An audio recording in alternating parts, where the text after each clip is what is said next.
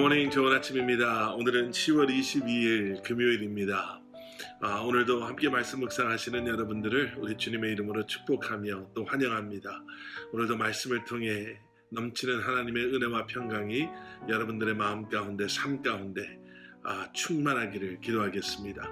오늘 우리에게 주시는 하나님의 말씀은 욥기 11장 1절부터 11절까지 말씀입니다. 욥기 11장 1절부터 11절까지 말씀, 우리 먼저 함께 말씀 보시고 또 말씀 나누도록 하겠습니다. 나아마 사람 소발이 대답하여 이르되 말이 많으니 어찌 대답이 없으랴. 말이 많은 사람이 어찌 의롭다함을 얻겠느냐. 내 자랑하는 말이 어떻게 사람으로 잠잠하게 하겠으며 내가 비웃으면 어찌 너를 부끄럽게 할 사람이 없겠느냐. 내 말에 의하면 내 돈은 정결하고 나는 주께서 보시기에 깨끗하다 하는구나. 하나님은 말씀을 내시며 너를 향하여 입을 여시고 지혜의 오묘함으로 내게 보이시기를 원하노니 이는 그의 지식이 광대함이라. 하나님께서 너로 하여금 너의 죄를 잊게 하여 주셨음을 알라. 내가 하나님의 오묘함을 어찌 능히 측량하며 전능자를 어찌 능히 완전히 알겠느냐. 하늘보다 높으시니 내가 무엇을 하겠으며 수월보다 깊으시니 내가 어찌 알겠느냐. 그의 크심은 땅보다 길고 바다보다 넓으니라. 하나님이 두루 다니시며 사람을 잡아 가두시고 재판을 여시면 누가 능히 막을 소냐. 하나님은 허망한 사람을 아시나니 악한 일은 상관하지 않으시는 듯하나 다 보시느니라. 아멘. 아멘. 어려운 일을 당하고 있는 친구 욥에게 3명의 친구가 찾아왔습니다. 그리고 우리는 말씀을 통해서 욥의 고통과 함께하던 그 친구들이 하나씩 둘씩 그 속에 있는 이야기들을 아마 처음에는 그 욥을 위로하겠다라고 시작한 것 같지만 결국에는 자기의 속에 있는 이야기들이 욥을 위로한다 또는 권면한다 또 욥과 함께한다라는 나름대로의 생각 속에 욥에게 고백되어졌지만 결국에는 욥의 친구들의 이야기가 욥을 얼마나 더 힘들게 했는가를 말씀을 통해서 우리는 함께 보았습니다. 이제 오늘 우리가 본문 3은 욥기 11장에 들어와서 드디어 그 3명의 친구 가운데 마지막 3번째 친구 소발이라는 사람이 등장합니다. 그리고 그가 대답하여 욥에게 말하기 시작하죠. 엘르바스라는 친구가 처음 욥에게 이야기를 시작했고 그리고 빌닷이라는 친구가 그 뒤를 이어서 욥에게 이야기했었지요. 그리고 오늘 소발이라는 친구가 이야기를 시작하면서 우리는 점점 그들의 욥을 향한 위로와 권면이 좀 심하게 욥을 몰아붙이고 있음을 보게 됩니다. 소발의 대답, 소발의 욥을 향한 이야기가 2절에서 시작하죠. 말이 많으니 어찌 대답이 없으랴. 말이 많은 사람이 어찌 의롭다함을 얻겠느냐. 소발은 시작부터 아주 거칠게 나옵니다. 2절에서 소발이 욥에게 하는 말은 이런 거예요. 넌 도대체 뭘 그렇게 잘했다고 그렇게 꼬박꼬박 또박또박 따지고 내 주장만을 하고 우리의 이야기는 듣지도 않고 있느냐. 이렇게 이야기하는 거죠. 이제는 뭐 더 이상 위로라고도 볼 수 없는 그러한 이야기가 욥을 위로하겠다고 찾아온 친구들을 통해서 욥에게 전달되어지고 있습니다. 계속되어지는 3절 그리고 4절 말씀. 내 자랑하는 말이 어떻게 사람으로 잠잠하게 하겠으며 내가 비웃으면 어찌 너를 부끄럽게 할 사람이 없겠느냐. 내 말에 의하면 내 돈은 정결하고 나는 주께서 보시기에 깨끗하다 하는구나. 예, 소발은 지금 욥에게 이렇게 이야기하는 거예요. 이렇게 끝까지 내 상황 파악도 하지 못하면서 내게는 잘못이 없다, 나는 의롭다 하는 그 이야기를 듣고 있자니 더 이상 못 참겠다라는 거예요. 어처구니 없다라는 거죠.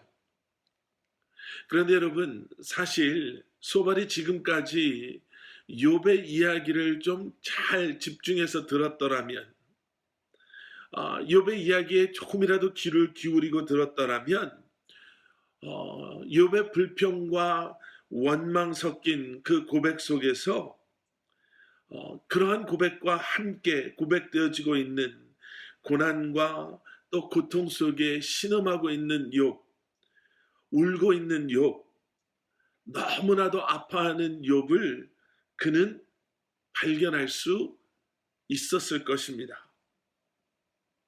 그리고 그랬더라면 소발은 이렇게까지 욥에게 말하지 않았을 것이요.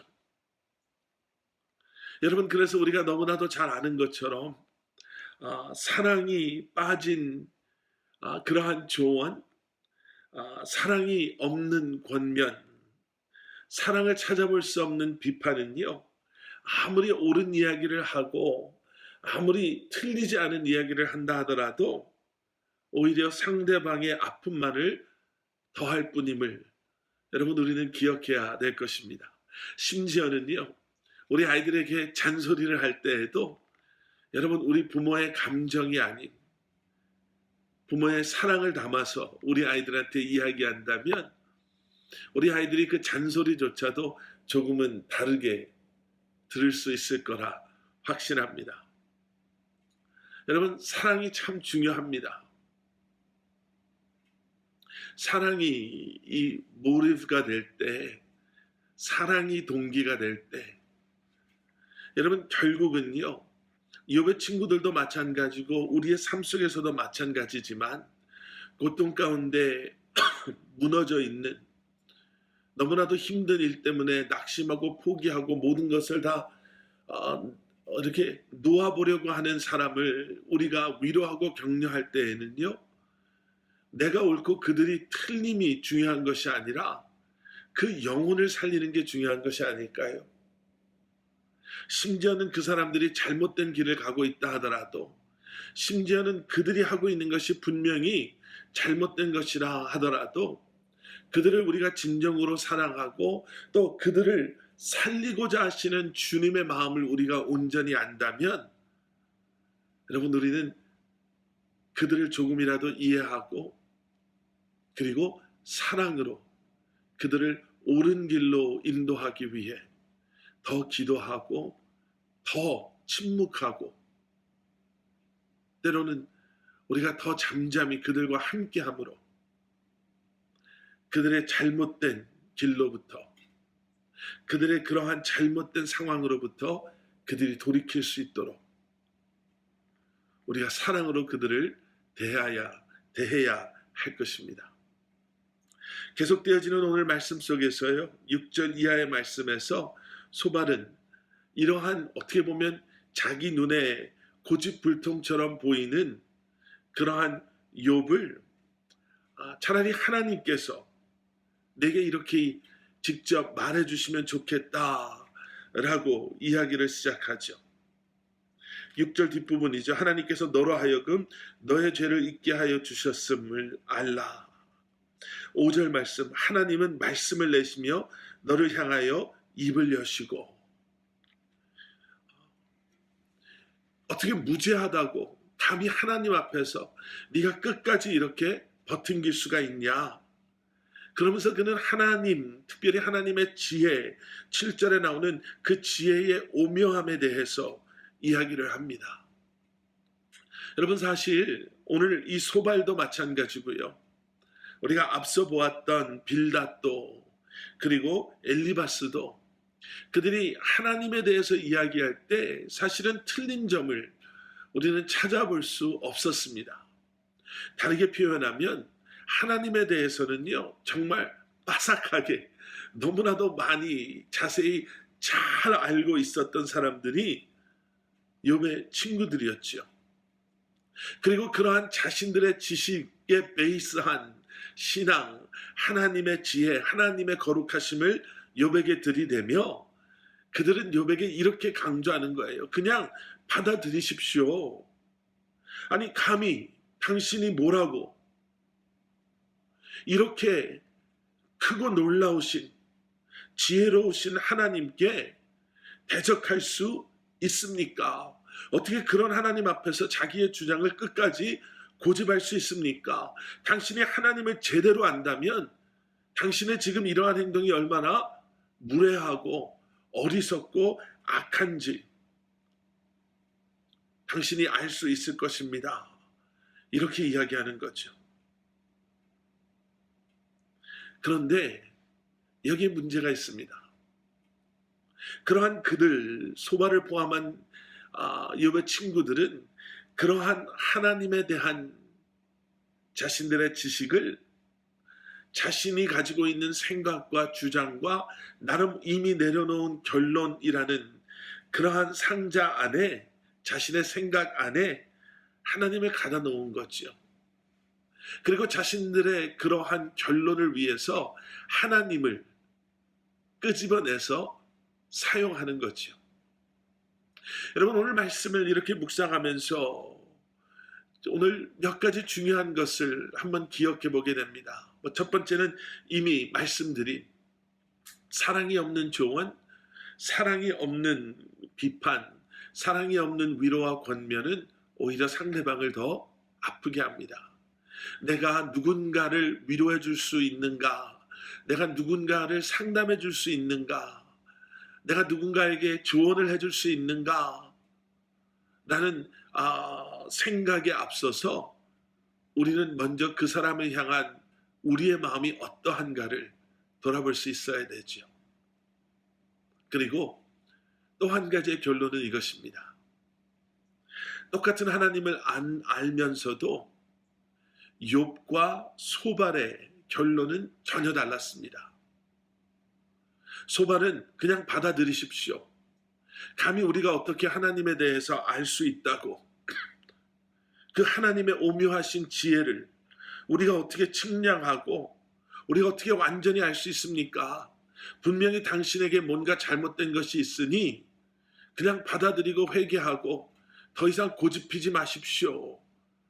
라고 소발은 이야기하고 있다면 욥은 이미 여러 차례 그의 고백을 통해서 그러한 하나님이시기에 분명히 나를 사랑하고 나를 향한 온전한 계획을 가지고 계신 하나님이시기에 비록 지금 내가 알 수는 없지만 하나님 내가 알기를 소원합니다.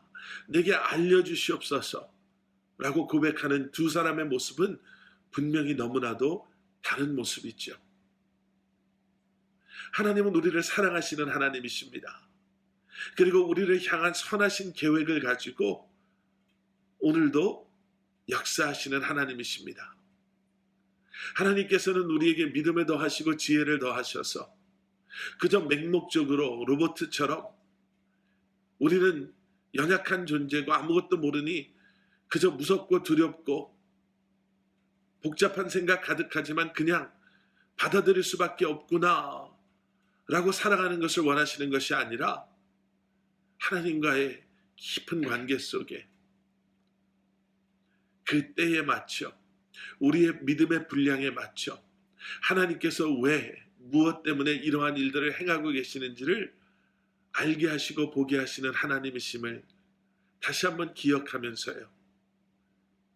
다시 한번 주님 앞에서 허락하시는 평안과 허락하시는 은혜와 허락하시는 능력을 누리며 살아가실 수 있는 여러분들 되시기를 주님의 이름으로 간절히 축원합니다. 함께 기도하시겠습니다. 사랑의 아버지 하나님, 하나님은 멀리 우리와 동떨어진 그래서 우리가 볼 수도 만날 수도 들을 수도 없는 곳에 계신 그러한 하나님이 아니라 오늘도 우리와 함께 하시는 우리와 함께 동행하시는 주님이심을 말씀을 통해 이미 우리에게 모든 것을 보여주시고 알게 하신 우리를 사랑하시는 우리를 향한 선한 계획을 가지고 계신 하나님이심을 우리는 믿습니다. 때로는 우리가 무지하여 모든 것을 다 알 수는 없지만 그럼에도 그러한 주님을 신뢰하며 기대하며 우리에게 조금씩 그리고 분명하게 이 모든 것을 알게 하시는 그러한 주님의 우리를 향한 계획하심을 기억하며 오늘도 주님과 동행하며 주님을 알아가며 살아가는 저희들 되게 하여 주시옵소서. 예수 그리스도 이름 받들어 간절히 기도드렸사옵나이다. 아멘.